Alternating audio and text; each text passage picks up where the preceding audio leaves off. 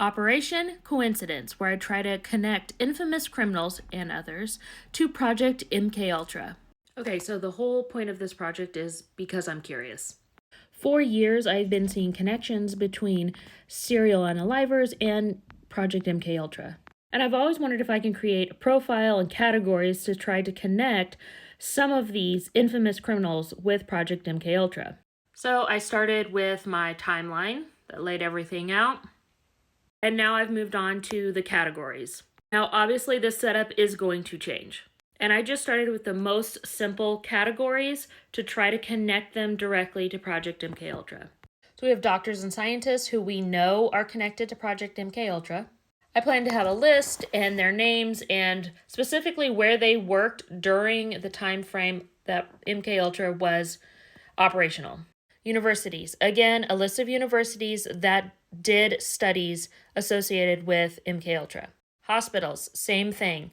Tests were done in hospitals. I have a list of those hospitals. Military bases and prisons.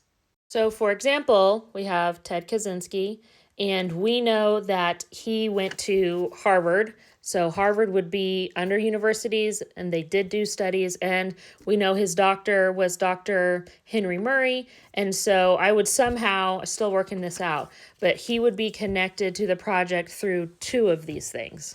And the point would be to try to connect that person as many times as possible to MKUltra. I don't think I'm going to be able to prove anything, but it's going to satisfy my curiosity. I'm going to start with people that we kind of already know were a part of the program and work out from there. I want to look at serial unalivers, mass pewers, kaboomers, and then musicians, actors, just move on from there. So if you want to follow along here for as long as possible, and then I will be over at YT and the one that looks like a letter, and pretty much everywhere you just search Too Much of a Coincidence.